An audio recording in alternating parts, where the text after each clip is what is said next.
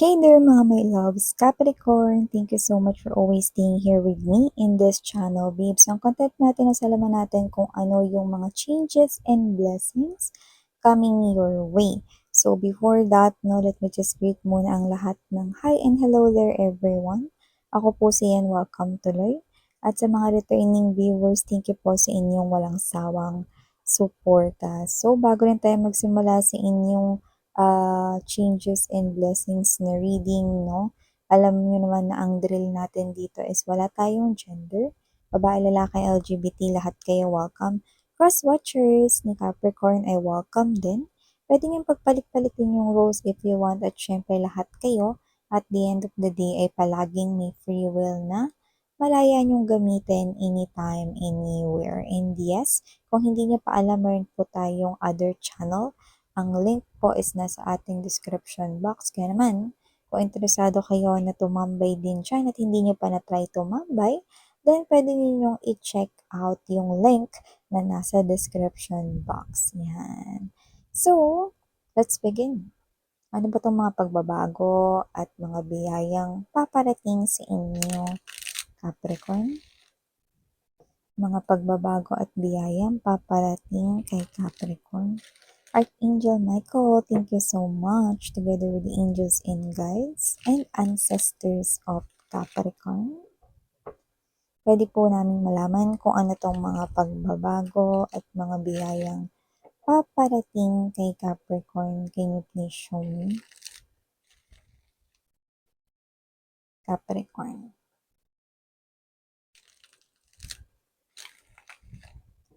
Capricorn.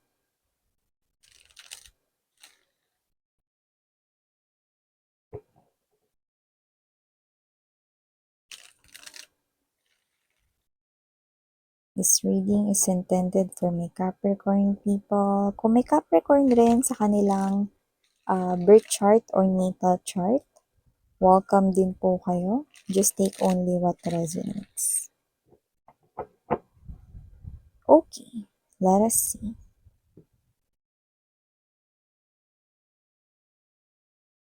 You do have here, guys, star energy. And dito din, Emperor's energy. Two major arcanas right next to each other. Two of Cups energy. Present din, Judgment. Oh, tatlo na. You also have here this, yes, tatlo na yung major arcanas ninyo. Judgment, the Star, and the Emperor. Present din, 5 of Coins, 3 of Coins, andito din. Bottom of the deck, Death energy, and this, 10 of Cups, pero we've got the permission to see the next one, 10 of Wands. Could be seeing a lot of 10, 10, 10s right here, or there could be something ending here, no? So, yes. So, meron ba ditong sitwasyon sa pamilya ninyo na nagpapabigat at maaaring challenging and something difficult or hard for you?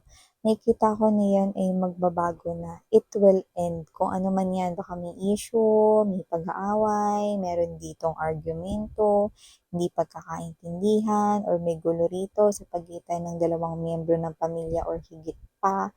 Ano man yan, nakikita ko rito maayos na rin ang gusot na yan at magkakaroon ng panibagong simulain sa inyong pamilya. So, maaring yan ay sa pagitan mo at ng iyong mga magulang or sa pagitan mo at ng iyong mga kapatid.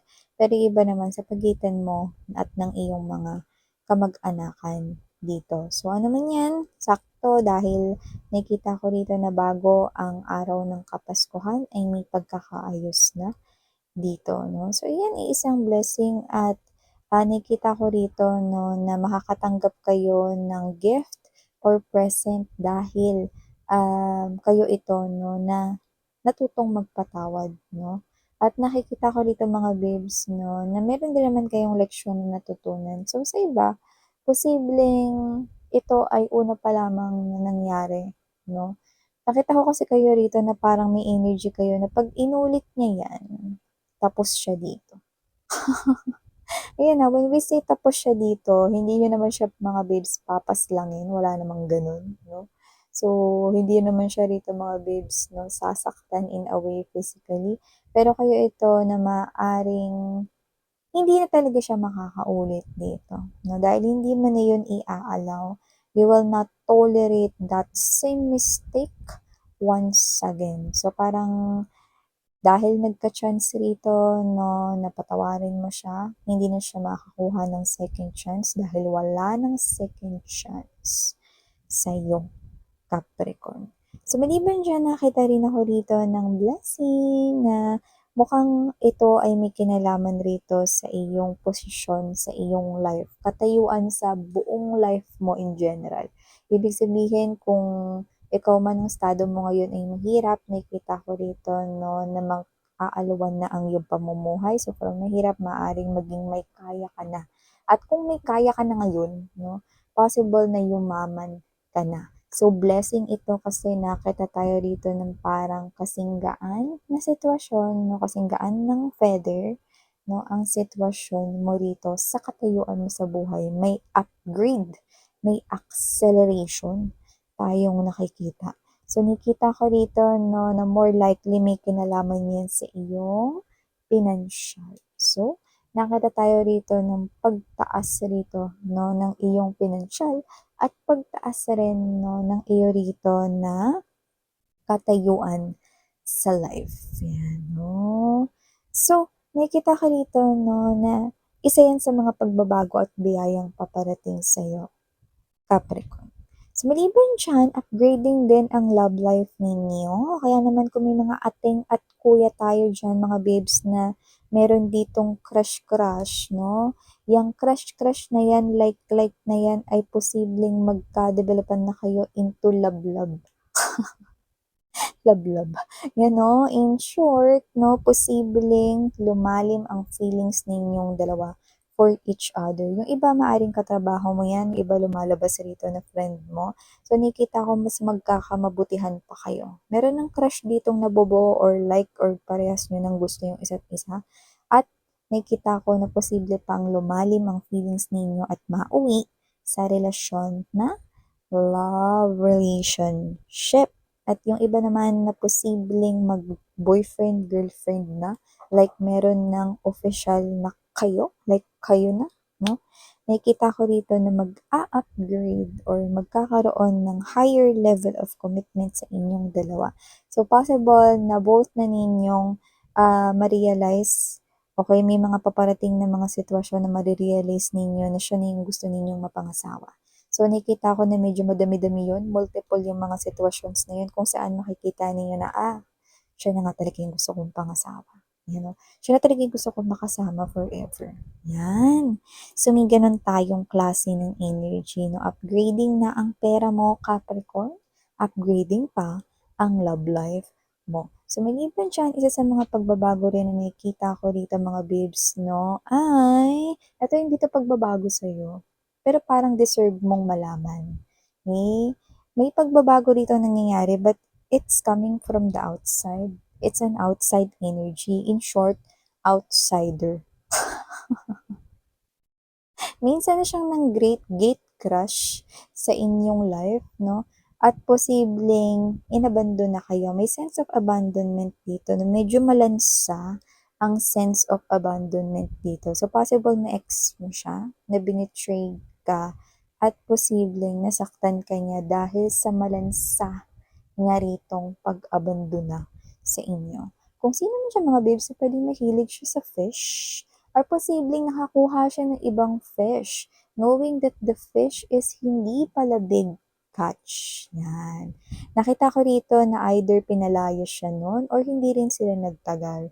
Nakita ko rito na nagkakaroon siya ng challenge sa kanya ritong kaperahan at posibleng itong tao na to, konti na lang baka maging pulubi na siya. Eh, nakikita ko dito. Kasi hindi naman talaga siya masipag. Ayan o, lumalabas dito. Alam ang tao, magiging pulubi talaga pag hindi masipag. Oo. Hindi masipag, hindi madiskarte, ekis na agad, no? Nakikita mo na yung future niya kahit hindi pa siya rito magpunta sa manghuhula, no? Or sa mga energy readers, diba? So, nakikita mo na rito kahit ikaw mahuhulaan mo eh, no? Pagkita mo dito, kilalang kilala mo siya kung sino yung tamad na yan sa buhay mo noon, no? O kung sino man yan ditong kulang sa tiyaga, no? Yan. Nakikita ko kasi dito either baon na siya sa utang o malapit na siyang mabaon sa utang or parang siya 'to na hindi niya alam dito, para siyang basang sisiw, hindi niya alam kung saan siya rito manunuluyan. Mm. So, nakikita ko sa energy niya, Capricorn, 'no, lumba siya rito kasi mukhang ito yung karma niya sa malansang pag-abandon niya sa'yo. Yan, 'no? So, nakikita ko rin dito mga babes na kung sino man, ang mga makaka-resonate dito 'no, sa isang mensaheng sasabihin ko sa inyo 'no, maganda itong opportunity.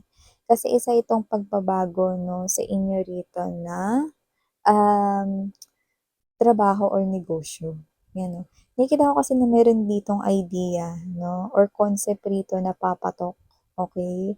Hindi lang magte-trending 'no, papatok talaga 'no, na magtatawag dito ng customers at kliyente, okey?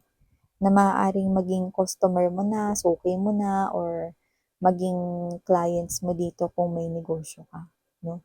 Nakita ko rito na yung paandar na yan ay bentang-benta at magiging bentang-benta sa mas nakakarami, na may mga magpa-patronize ng iyo rito na mga sinisell ng mga products and services, 'no. And if it is something here naman na hindi related sa negosyo, nakita ko rito ng mga taong sila mismo yung lalapit sa'yo para makipag-cooperate or parang, "Uy, kunin mo naman ako sa team mo, ako naman yung ilagay mo diyan, gusto kita ka-grupo eh," ano. So, may gano'ng klase ng energy 'no, or parang, "Puwede bang partner tayo dito?" Kasi 'yan, ibig sabihin people right here will come to you, okay, because they know and they will know your skills, your talent, nakikita ko dito will be evident. So, nakikita ko dito that people will be attracted to you and it will not just benefit them, but it will also benefit you. Because those people are not tamad like your ex or whoever it is na pinag-uusapan natin kanina. So, I'm seeing na meron ka rin talaga no, na mapapala with those people na lalapit sa inyo. Because those people is ini-embodies din nila yung mga mangilan-ngilan mong energy when it comes to work and when it comes to dealing with finances, money matters, mga ganyan. Okay? So, nakita ko rito na same or like-minded yung mga taong lalapit sa'yo at ikaw. So, mga posibleng potential business partners din sila or potential na mga partner or makakasama mo sa isang team, sa isang departamento, or sa isang proyekto. Yan. So, maliban diyan, Capricorn, nakita rin ako dito na maaaring yung iba sa inyo na may kakasal ba dito, medyo strict ang nakikita ko ritong parents ng iyong mapapangasawa. At posibleng maaaring mabwisit ka rin dahil mukhang mas madalas siyang makikialam. Ito hindi ito para sa lahat pero nakikita ko yun. Maaaring ito ay in-laws mo. Yan ang nakikita ko rito, no? So, medyo baka mainis ka lang no, dahil nakikita ko rito na maaaring um, madalas siyang makialam, no? Sa desisyon ninyong mag-asawa or whatever na may lumalabas na ganun dito, no? Pero deep inside, mabait naman siya, no? At saka malambot naman yung puso niya. Yan, no? Nakikita ko dito that it could be a parent here of the guy or the girl, no, na iyong asawa or mapapangasawa. Hindi talaga siya totally hadlang, 'no, alam niyo naman 'pag magulang gano'n talaga, 'di ba? So, nakikita ko rito 'no na, yun nga, normal lang na naiinis ka rito 'no, pero pinakita pa rin sa'kin dito kasi siguro para itong paghahanda para sa'yo lalo na kung meron diyang mga maikakasal. Hindi naman siya tutol sa'yo, nakikita ko lang dito na may pagka-strict ang parents niya, you know. At kung nanliligaw pa lang yan sa'yo or whatever, no, na yan ang mga magulang niya, no, or magulang mo, nakita ko rito na only kaya niya yung ginagawa kasi pinoprotektahan ka niya kung ikaw man yung nililigawan dito or kung ikaw yung nanliligaw, pinoprotektahan lang nung tatay nun or nanay nun no, yung nililigawan. Lalo na kung young pa kayo sa age, no? Yan. Pero syempre hindi ko pa rin matatatwa kasi yung iba, may nagpapakita dito shadow, no, ng isa pang energy. So, posibleng meron din kasi napupuso ang iba ito, no, para dun sa kanyang anak, no. Pero yung mensahe na yun ay little lang, so hindi lahat magre-resonate dun. Hindi yun para sa lahat yung huling mensaheng binanggit ko. Okay? So, maliban dyan, no, Capricorn, nakita rin ako dito ng energy na posibleng meron ditong isa sa mga long time wish mo ang mangyayari na, no? At mukhang mangyayari ito, nops, teka lang, hindi ko nakukuha na ito ay mangyayari bago matapos ang 2024.